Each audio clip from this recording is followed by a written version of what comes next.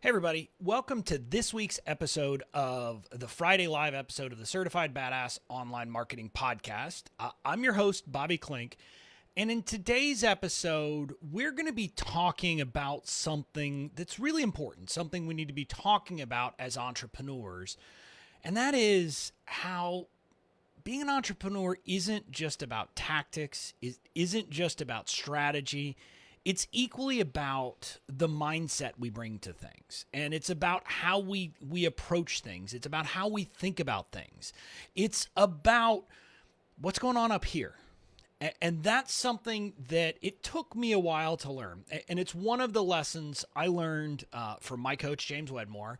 It's one of kind of the most important lessons that I've learned from him. And so I wanted to talk about that today and kind of share my thoughts about that and why mindset is so important and some examples of things that I kind of are some of the biggest mistakes I see when it comes to mindset issues and that you can't solve until you do this work. So that's what we're going to talk about. Now, aside from that, I do want to say this episode is brought to you by my friend James Wedmore. He is going into a launch of his product, Business by Design. We've put together a resource page of some of his best podcast episodes that really help kind of encapsulate a lot of the lessons that I've learned from him.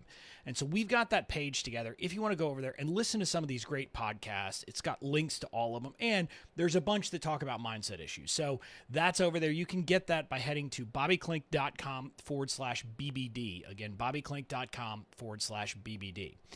Now, with that, I want to dive in to kind of the mindset issue. And I want to start from the perspective that strategy and tactics aren't enough. And it's kind of weird because when you start as an entrepreneur, when you're getting started, you think that's what you need. You need to learn, how to do a webinar and how to create a course and how to do social media and how to do all of that stuff. That's kind of what you think it's going to take to become successful. And I'm not saying that you don't need to do those things. I'm not saying you don't need to understand marketing. You do. But what I'll tell you is that understanding marketing, knowing that stuff is great, but it's not going to get you kind of to the breakthrough. Because there's a lot of people who know that stuff. There's a lot of people who know the different marketing things, but they're not successful. And there's a lot of reasons for that. Some of it could be that they kind of have it and they don't, but a lot of it is mindset. And part of the mindset work is understanding that you don't have to do all that stuff. Like you hear me talk about that all the time, but that's just one example of the mindset. And before I really got into James's world, candidly, it's kind of funny now that I sit here and I'm having this conversation because I kind of thought I didn't really have a lot of mental baggage. I thought, I needed to deal with some imposter syndrome, like, believing that I belong sitting at the table with, kind of other big name entrepreneurs and influencers. But I didn't think that I really had much kind of, crap going on up here other than that. But, I did. And now I recognize that I had so much mental baggage. And I think part of the reason why that's where I was, before I really started doing this work is, it's a quirk of my personality and the way my mind works. And, I've kind of recognized this in working with James and a couple of things that we've done. Like, there are some things where I don't have a lot of kind of the mental stuff that other people do, because of just the nature of the way my brain works. And this kind of came up last November. We had an expert at our retreat with him, Dr. Don Wood, who kind of like helps people deal with like trauma from childhood and trauma from way back when that is still affecting them. And we did this whole exercise and we do the whole thing. And I mean, I was like one of the only people who literally could not find something. And like an example of this that people couldn't understand is like at that mastermind retreat, like I told the story of my dad in the plane crash that happened back when I was in my third year or about to start the third year of law school. And people couldn't believe that I could tell that story without crying, I guess. And I just said, well, why would I cry now? I mean, it happened 18 years ago, or, crying now does me no good. And that I recognize, like I had always thought that was just, how most people operated. And it took me a while to figure out most people don't. And so like that's one example of things, but also another example is that I naturally do something where I take a fact and I pull the interpretation off of it and look at the facts. A lot of people don't do that. A lot of people like, and this has come up, I've heard a lot of people about watching the news and how it just brings them down. And how it leads to fear and all those. And I said, well, that's weird because, I watch the news and I'm not afraid. I watch the news, I see the facts, and I talked about this during COVID. I did a Facebook Live where I said that, that I live by the Stockdale paradox. And I didn't really even know that term. I'd heard the concept, but someone pointed it out to me. And it's basically this concept that when it comes to the short term, I am an utter realist. Like, I look at facts and it can come off as me being a pessimist. But over the long term, I am an optimist eternally. I always believe in, that, better things are to come, that good will come, even if in the short term it's not good. And that's why, probably I set goals that, like for launches, for things like that I'll never meet. I mean, and I never hit my goals because I'm always setting a goal with this optimism. And I'm okay with that because it doesn't, bring me down. But even though, like, I guess in some ways I kind of had some natural things where, because of the way my brain works, I didn't deal with, things that other people dealt with.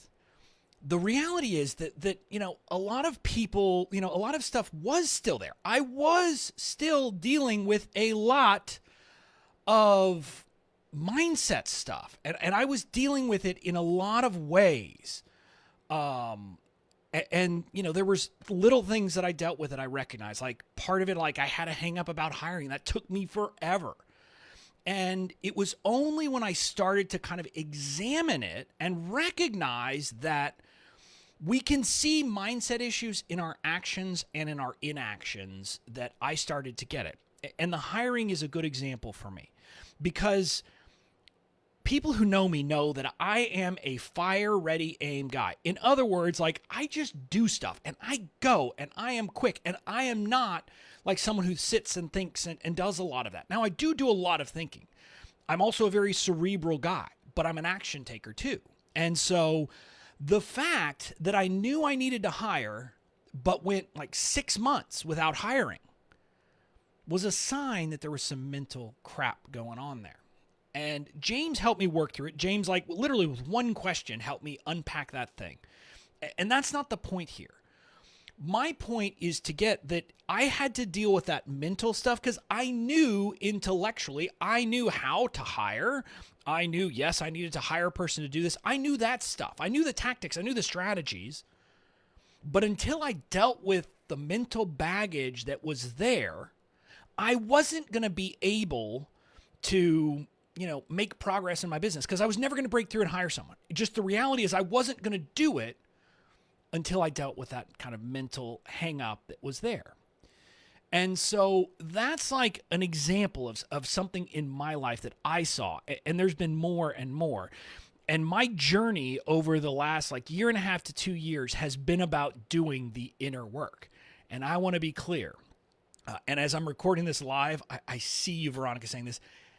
I'm not alone with having mental baggage, but more importantly, you are never done doing the inner work, ever.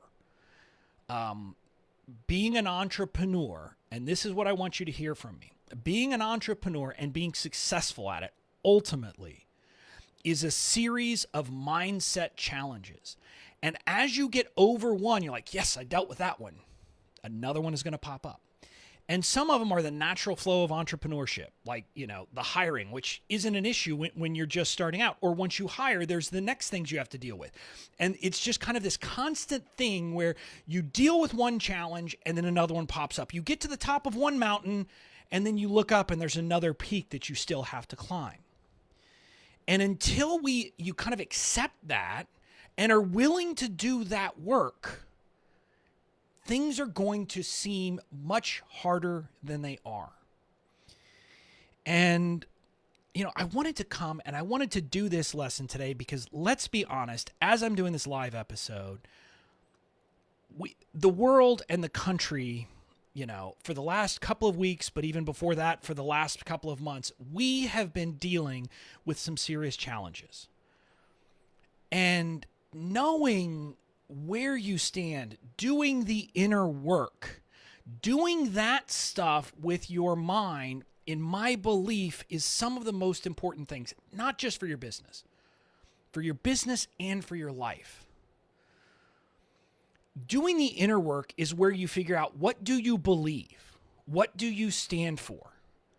And when you do that inner work, and some of it is business related, and I'll give you a very clear example of that. Before I really started doing this work, I didn't, I'd heard the concept of selling as service, but you know what? I didn't actually believe it. And so selling seemed dirty or bad. I've done the work. And this is why, when COVID came around, I said, heck yes, we should still be selling. Because I believe to my core in everything I do that one of the best ways I can serve people is to sell. Because if I don't sell, first of all, I'm denying people the things I have. But second of all, I'm not building a business. I'm not building the things that then empower me to do the things I care about. And this issue came up in a coaching session last week as part of my Massive Action May. Some of the people who referred a lot of other people did some group coaching with me. And one of those members was struggling. She was trying to kind of hold on to running two different businesses. And it became clear that one of those businesses was really more a passion project and a belief that this is something, an impact I want to have in the world. The problem was her holding on to that and trying to run that business and create that business was taking her time away from another business where she could actually make money and make money way easier. And so I simply asked her a question. Would it be possible that instead of trying to run this business as a business, which is your heart center, which is what you care about, that you focus on building this other business and then do this first thing as a service? You don't charge people. You work with people. You do these people. You do it right now, and you give it away. When you have a powerful business, that's the kind of power you have. But I see this over and over again. And it's part of a bigger mindset issue. And this, you're going to hear it in next week's Tuesday episode, which is already recorded. But I kind of wanted to mention it because of a lot of what's happening right now. That one of the things I see, and I didn't see it before working with James and doing this inner work, is that too many people are trapped in an either-or mentality. They say, I can do this, or I can do this. The reality is that oftentimes it's not either or, it's both and. But you have to open your mind to that prospect. You have to be willing to say, could I do both? Or maybe not even do either. Maybe there's a third option, or there's a creative solution. And I want everyone to be thinking about that because I believe that we can do multiple things at once. I can walk and chew gum. I know that. I can run my business and I can stand up for what I believe in. I can run my business and I can make the change I want in the world by doing things as part of my business, outside of my business, in all these different ways in my life. If I could only choose one, then I'd be screwed. Because I can't make the change in the world that I want if I'm not making money. Part of the reason why I have power to make change in the world right now is because I have a platform. And I have that platform because I built the business I have. And I steadfastly believe that the most important, or not the most important thing, but the only thing that will allow me to continue to do that is to continue to build my platform. And so I want everyone to be thinking about that, to just think, is it possible for you to adopt a both and perspective in life, in business, and to understand that running a business and making a living and selling can coexist with doing the good in the world that you want to do, whatever that is to you. My community, I hope, knows what that is to me based on the things I've said this week. And what I want to get you to understand is that when you've done this inner work, and you know what you believe, you know what you stand for, you are comfortable in all of these things. A lot of these challenges that entrepreneurs face, that this, guilt about selling and all those other things, when you know and believe and have done all of this and are dealing with the mindset work, that's when I believe that you will be able to make decisions and stand on your conviction. I know I am. I'm able to make a decision, and let me be clear. I don't believe that once I've made a decision, I can never go back and say, well, that wasn't the right decision, because I've made a lot of bad decisions in my life and my business. But what I mean is that when you're standing up and when you're saying, look, this is what I believe, I've done the mindset work, this is not someone else telling me anything, this is me making this decision, then you will be in a position where you can actually stand and be proud of that decision. And that's my wish for you today. In business and in life, I hope that every one of you who listens to me, who follows me, etc., can get to that point, can get to the point where you have this piece of understanding that you are standing on your convictions and doing the things that you believe are right. Because when you are, life and business gets much easier, even if we face other challenges in life and in the world. So, again, do the inner work. Don't think that being an entrepreneur is just about learning tactics and strategies. Because if you're focused on tactics and strategies, when life, when business, when the world throws you a curveball, you don't know what to do. But when you do this inner work, when you put in the time, I don't want to say there's not a curveball. There are curveballs. But you feel comfortable that you can actually handle those curveballs in life and in business. So, do the inner work, and then you can build the business that you actually want and have the impact you want on the world. That's it for today. I'll see you again on Tuesday.